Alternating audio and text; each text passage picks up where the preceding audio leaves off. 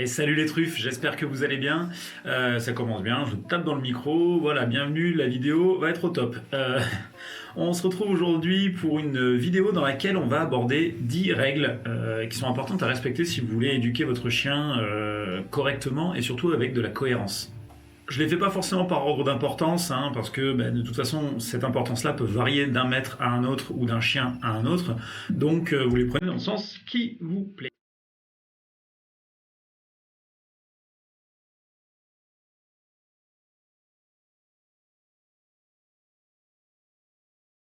La première règle, ne faut pas confondre bienveillance et laxisme. On a beaucoup de gens qui font cette erreur-là, en fait. Il faut quand même être conscient que être un éducateur, à un moment ou à un autre, que ce soit un parent, un maître de chien, un professeur, c'est tôt ou tard avoir un petit peu le mauvais rôle. Parce que éduquer, c'est aussi fixer des règles et des limites, ce qui est important. Il faut être conscient que tolérer un mauvais comportement, c'est l'accepter dans le monde du chien. C'est aussi important d'être conscient que sanctionner ne veut pas dire faire mal ou être brutal avec le chien. C'est important de ne pas vous laisser influencer par le discours de certains extrémistes de méthodes ultra positives qui vont vous expliquer en fait que toute méthode de contrainte doit être proscrite, à commencer par le non. Ils vous diront à un renfort de grandes tirades que au final dire non à un chien c'est le rendre malheureux, c'est lui imposer notre tyrannie, de choses comme ça. Ça peut tout simplement, moi je le vois dans l'autre sens, être une question de survie. Vous avez votre chien qui part après un chat par exemple et qui va traverser une route où il y a beaucoup de circulation. Là, le fait de dire non à votre chien et de pouvoir le stopper dans son comportement, ça peut tout simplement lui sauver la vie. Je pars bien sûr dans un extrême, mais il y a énormément de situations dans lesquelles dire non à notre chien peut nous rendre énormément de service. Le jour où il va aller manger un animal mort et qu'on ne sait pas de quoi il est mort, si c'est empoisonné ou autre, le jour où il va vouloir aller dans une rivière qui est en crue et c'est dangereux, partir sur la route, vouloir aller cartonner un chien qui fait 3 fois sa taille. Il y en a plein des situations dans lesquelles pouvoir intercepter le chien ou lui interdire un comportement peut être extrêmement utile, voire nécessaire, et c'est pas pour autant que notre chien va subir notre tyrannie ou une dictature ou tous ces termes-là qu'on peut voir en ce moment sur Internet. C'est juste de la cohérence, encore une fois. Pour rester un petit peu dans ce sujet, il faut quand même être conscient qu'un chien qui est bien éduqué, c'est un chien qui gère ses frustrations.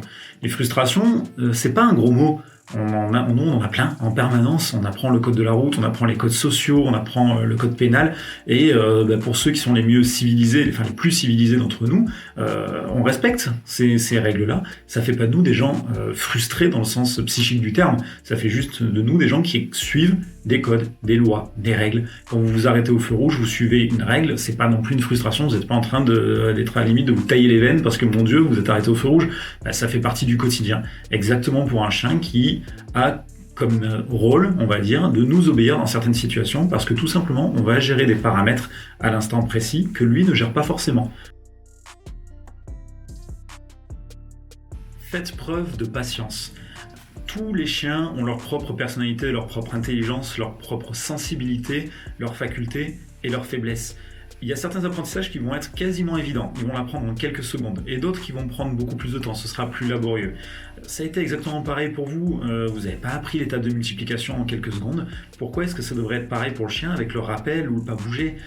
N'hésitez pas à respecter le rythme de chaque individu et à prendre en compte d'autres paramètres. Est-ce qu'il est fatigué ? Est-ce que c'est des périodes de chaleur autour de lui ? Ou est-ce que c'est une femelle qui est en chaleur ? L'âge ? Est-ce qu'il y a eu suffisamment de dépenses intellectuelles et physiques au cours des derniers jours ? Est-ce qu'au sein du foyer tout va bien ? Est-ce qu'il n'y a pas de tension ? Est-ce qu'il est en bonne santé ? Il y a énormément de paramètres qui peuvent rentrer en compte dans la difficulté d'un apprentissage. C'est votre rôle de le prendre en compte et donc de respecter le rythme du chien. À qui profite le crime ? Ça, c'est aussi une question que vous devez vous poser. C'est-à-dire que si votre chien ne vous obéit pas, ou vous désobéit, c'est une question de point de vue, prenez en compte la situation dans son ensemble. Demandez-vous s'il n'a pas plus de bénéfices à vous désobéir qu'à vous obéir. Si vous vous remettez en question à ce moment-là, que ce soit sur la manière dont vous avez demandé une obéissance ou sur la situation en elle-même, vous allez de suite pouvoir vous extraire de cette situation-là et la regarder dans son ensemble. À partir de là, vous pourrez voir pourquoi votre chien vous a désobéi et du coup mettre en place les bons comportements les fois d'après pour éviter que ça se reproduise. Évitez l'anthropomorphisation. Le chien n'est pas un humain. On peut aimer très fort son chien, le considérer comme un membre à part entière du foyer, aucun souci, je suis le premier à le faire avec mes loulous. Par contre, je dis très souvent ça à mes clients, traiter un humain comme un chien, ça ne se fait pas, mais traiter un chien comme un humain, non plus. Il faut respecter sa nature et les particularités de son espèce. On ne peut pas attendre d'un chien qu'il se comporte comme un humain, qu'il ait la même capacité de raisonnement. Ils sont très différents de nous. Ils ont une intelligence sociale, par exemple, que moi j'estime bien plus développée que celle de l'être humain. Par contre, ils n'ont pas la même intelligence conceptuelle. On ne peut pas attendre d'eux, encore une fois, qu'ils réagissent ou qu'ils réfléchissent comme des êtres humains. Les considérer en tant que chiens, c'est les respecter. Ne changez pas les règles du jeu, ça aussi c'est super important. Utilisez toujours les mêmes ordres pour les mêmes comportements et n'autorisez pas ou ne tolérez pas aujourd'hui ce que vous devrez interdire demain.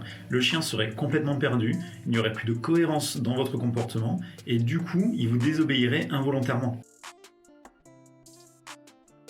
Apprenez à gérer vos émotions. C'est pas grave d'être fatigué, d'être énervé après le chien ou après une autre situation et c'est le chien qui finalement est là et qui reçoit.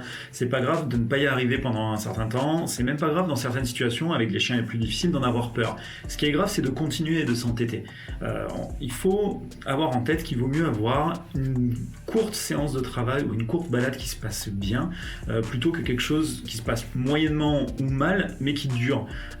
Demain il fera jour, reprenez vos exercices pour plus tard, c'est pas grave, on n'a pas d'objectif, là on parle de chien de famille, on parle pas d'un chien de travail, on n'a pas d'objectif à déterminer, il doit pas être prêt pour une date précise le chien. Si on fait les choses mal, elles se passeront mal. Si on apprend mal quelque chose à un chien, il le reproduira mal. Les chiens vivent dans le présent. Il faut récompenser les bons comportements quand ils ont lieu, mais aussi sanctionner les mauvais comportements immédiatement. Ils n'ont pas cette notion, eux, de rancune ou de vengeance. Si vous sanctionnez un chien bien après qu'il ait produit un comportement, lui ne va pas le prendre comme une sanction, mais comme une agression. Et là, dans ces cas-là, non seulement vous entachez votre relation avec le chien, mais en plus, suivant le caractère, vous allez au devant de danger, potentiellement de morsures sur les plus costauds d'entre eux. On peut dire oui et non à un chien à 2 secondes d'intervalle. Lui, il vit dans le présent. Pour nous, ça fait un peu bipolaire, mais pour lui, c'est parfaitement cohérent qu'on renforce un bon comportement, qu'on en pénalise un mauvais, et qu'on renforce dans la foulée quand c'est bien. Et voilà, dire oui, non, même avec cette fréquence-là, dans le monde du chien, c'est cohérent. N'hésitez pas à vous en servir. L'important, c'est que ce soit cohérent pour le chien, et pas pour vous à ce moment-là. Il faut que le chien soit autant stimulé intellectuellement que physiquement, notamment pour les races type Border, Malinois, Husky, Jack Russell. Je vois énormément de maîtres qui me disent qu'ils le sortent des heures et des heures pendant tous les jours, en balade, ils partent en rando. C'est très bien. Faites attention par contre, parce que le chien s'habitue, s'entraîne, donc le jour où vous ne pourrez pas le sortir aussi souvent parce que vous avez changé de métier ou d'horaire, ou qu'il y a un enfant qui vient d'arriver dans la famille, ou que vous êtes blessé, ou peu importe, vous allez peut-être le regretter parce que le chien du coup ne va plus avoir sa dépense habituelle et là du coup risque de vous développer des troubles du comportement. Pour son équilibre, il a aussi besoin d'être stimulé intellectuellement. N'hésitez pas à faire des exercices d'obéissance, d'écoute, de partage avec le maître, hein, même si c'est de l'agility que vous pouvez reproduire dans la forêt ou avec du mobilier urbain ou du travail de recherche dans la maison, encore une fois de l'obéissance sur des tricks. Peu importe, mais c'est nécessaire aussi que votre chien soit stimulé à ce niveau-là. Bien sûr, ça comprend aussi des rencontres avec des congénères équilibrés, avec d'autres personnes, découvrir de nouveaux lieux, puisque arrive un moment où ils connaissent par cœur les endroits. Quand vous faites les balades tout le temps aux mêmes endroits, ils ont leurs repères, ils les connaissent par cœur, donc pouvoir les emmener dans des nouveaux endroits, ça va aussi vous permettre de les solliciter intellectuellement et ça va être excellent pour eux. Je profite de cette règle-là pour vous rappeler que même si vous avez un très grand jardin, sortir le chien dans le jardin, ce n'est pas une balade. Lui, il en a fait le tour depuis très longtemps et ça ne lui suffit pas. C'est excessivement frustrant pour lui juste d'aller dans le jardin. Le chien communique principalement de manière non verbale. Votre placement, votre posture, votre gestuelle ont une énorme influence sur la clarté du message que vous souhaitez lui faire passer. Et communiquer avec son langage, c'est faire un pas de plus vers lui, dans le but d'améliorer encore une fois notre relation avec le chien. Du reste, ça force le chien à vous regarder la plupart du temps, même quand il est en extérieur, et du coup ça va améliorer le focus qu'aura votre chien sur vous. Ça, c'est que du bénéfice. Et n'hésitez pas à vous faire aider. Essayez de régler un trouble du comportement ou un défaut d'éducation en ne regardant que les infos sur internet ou en demandant son avis au voisin qui lui aussi a un chien. C'est un peu comme se soigner en allant sur Doctissimo ou en demandant les remèdes de mémé. Ça peut fonctionner clairement, mais pas tout le temps. N'hésitez pas à vous faire aider par un éducateur canin, même si c'est parfois pour une seule séance. Il pourra peut-être corriger certains petits comportements qui sont à améliorer ou vous donner quelques petits tricks. C'est toujours bon à prendre, c'est pas du tout un problème d'oser demander de l'aide. Bon, voilà, je pourrais passer la journée à vous donner des règles et des conseils et des choses comme ça.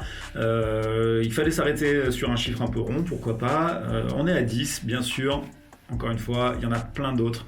Il y a des règles qui vont directement vous concerner, d'autres dans lesquelles vous n'allez pas forcément vous reconnaître. Vous l'avez vu, il y a beaucoup la notion de cohérence qui revient.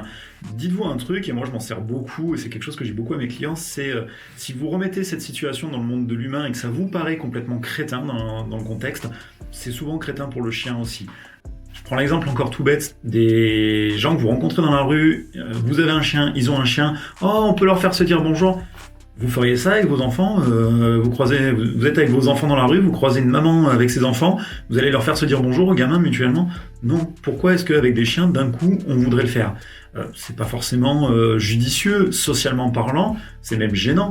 Moi, si on me prend par la main et qu'on me force à aller dire bonjour à quelqu'un que je connais pas dans la rue et sans raison, ça va être gênant, pour la personne et pour moi. Dites-vous que ça sera pareil pour votre chien. Si vous faites cet exercice-là de remettre dans votre monde à vous, des comportements que vous demandez à votre chien et que ça vous paraît pas forcément judicieux, dites-vous que c'est perçu de la même manière par le chien la plupart du temps. Voilà les amis, c'est tout pour aujourd'hui. J'arrête de vous gonfler avec les petites règles. Je crois que je ne l'ai pas dit dans la dernière vidéo, alors pour le coup, je vous le redis aujourd'hui. N'hésitez pas, on est bientôt à 1000 abonnés, ce serait bien qu'on arrive à les passer avant la fin du confinement. Donc n'hésitez pas à vous abonner si ce n'est pas déjà fait, à partager, pourquoi pas sur les réseaux sociaux ou auprès de vos amis, pour que la chaîne puisse vivre et qu'on puisse développer plein de projets tous ensemble. Ça serait vraiment sympa. Voilà, ça manque pas, je sais jamais finir mes vidéos, je galère à chaque fois, donc je m'arrête là. Allez, prenez soin de vous et vos loulous, et nous on se voit bientôt. Ciao!